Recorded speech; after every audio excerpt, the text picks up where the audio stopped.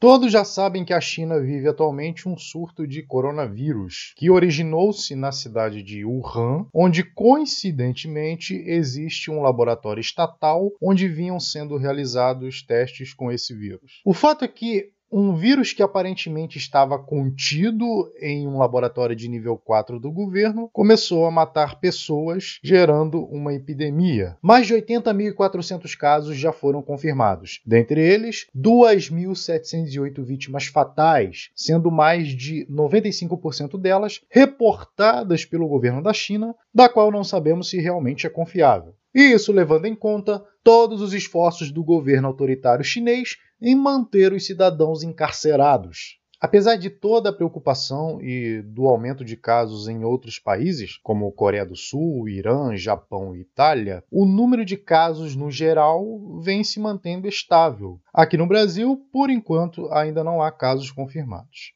E com a iminência de uma possível pandemia, a mídia convencional pró-establishment já fala em uma recessão na economia global, já que, por conta desse surto, alguns setores da indústria chinesa, que fornece peças e componentes para diversos setores da economia no mundo todo, principalmente aqui no Brasil, estão paralisados ou funcionando parcialmente. Mas seria o coronavírus o único culpado de uma crise? E se ele for apenas um bode expiatório de uma situação que já vinha sendo insustentável? Veja, caso o coronavírus se torne uma pandemia, pode sim desacelerar setores produtivos da economia global e causar uma recessão. E esse evento, obviamente, é completamente imprevisível. É o que Nassim Taleb chama de cisne negro. Eu me lembro bem de um trecho da página 267, que Taleb escreve: "Teremos menos crises, mas elas serão mais graves. Quanto mais raro o evento,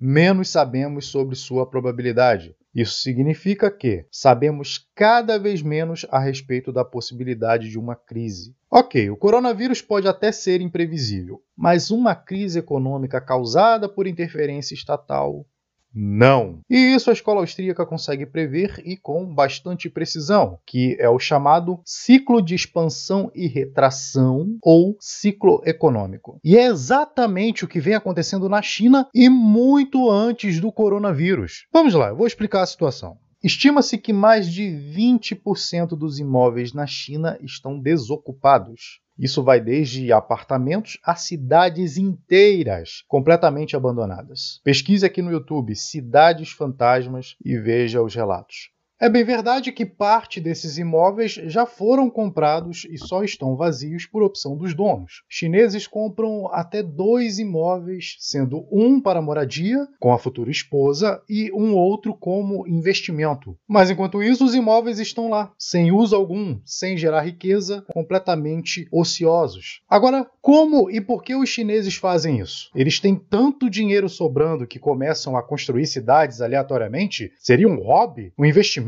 lucrativo? Na verdade, paradoxalmente, há milhões de chineses que vivem em imóveis alugados, já que uma unidade, um apartamento, custa em torno de 70 a 100 mil dólares. Uma verdadeira fortuna para quem recebe um salário médio anual de 6 mil dólares. E a razão para tal bizarrice é muito simples. Por motivos culturais, os chineses batalham para comprar um imóvel e garantir um matrimônio, uma esposa, e o governo chinês, se passando por um assistencialista, aproveita essa condição para manipular a taxa de juros, permitindo aos chineses acesso a crédito farto e barato. Crédito barato estimula uma demanda irreal por imóveis, que por consequência eleva-se os preços e leva os chineses ao endividamento, já que apenas a poupança não é o suficiente para adquirir um imóvel. Para você ter uma ideia, só em Xangai os preços dos imóveis mais do que sextuplicaram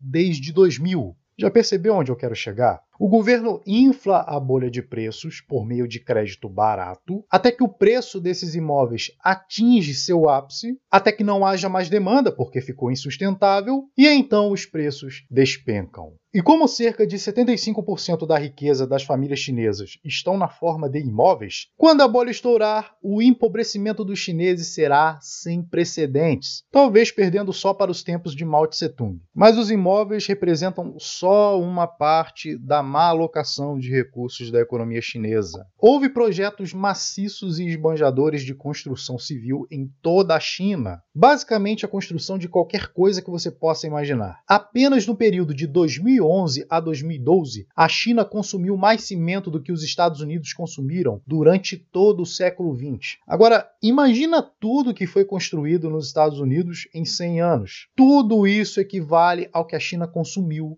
em apenas 2 anos. Ou seja, toda a economia chinesa baseia-se em projetos que não foram demandados pelo mercado, mas sim por planejadores centrais, pelo governo chinês. Projetos exclusivamente financiados pelo Estado, via impostos, ou seja, roubando a população chinesa, ou através de crédito barato fornecido por bancos estatais, e com o único objetivo de criar empregos artificiais em larga escala e inflar o número do PIB, a fim de atrair mais investidores estrangeiros para continuar alimentando a bolha. Qual é a consequência de tudo isso? Quando as construções pararem, seja porque os preços inflados dos imóveis estão caindo, ou porque a expansão de crédito não será mais capaz de sustentar a bolha, a implosão chinesa será catastrófica. Como todo projeto keynesiano, está fadado a ruir, e quem vai pagar, como sempre, são os cidadãos. Mas agora vem a pergunta: como isso vai impactar na economia global?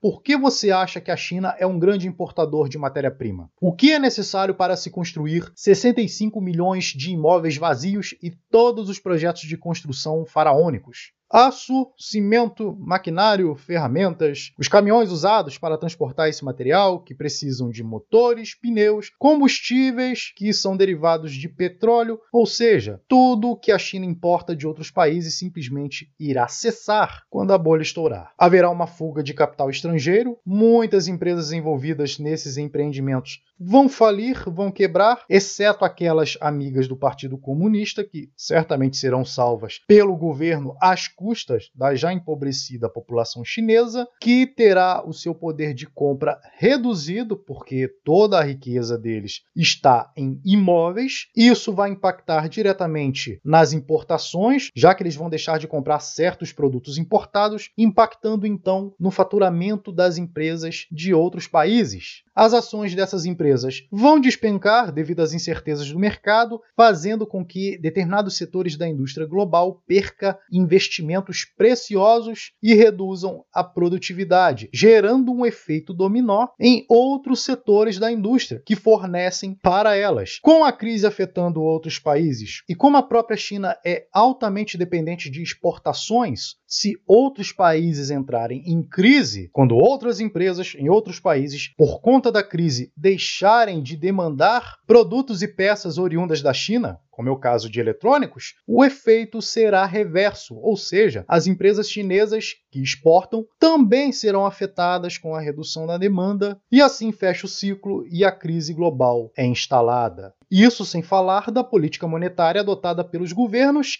que, na tentativa de adiar a crise, recorrem aos famosos sedutores métodos inflacionários, tornando a crise tão maior quanto o tempo em que se tentou adiá-la. E essa crise só irá arrefecer com o tempo. O próprio mercado vai se encarregar de corrigir as falhas, os preços distorcidos pelo Estado, e quando a economia começar a se recuperar, o Estado voltará a interferir novamente, criando outras bolhas maiores do que as anteriores, mais devastadoras, e assim o ciclo se repete indefinidamente. A única opção é se proteger dessa crise. Mas como? Usar uma moeda e buscar ativos que não podem ser manipulados, confiscados ou desvalorizados pelo governo. Em 2008, as pessoas tinham poucas opções, talvez apenas o ouro. Esse ainda pode ser considerado um bom ativo anti-risco, apesar de ser passível de confisco. Mas Anderson, qual moeda vamos usar, já que todas são manipuladas pelo governo?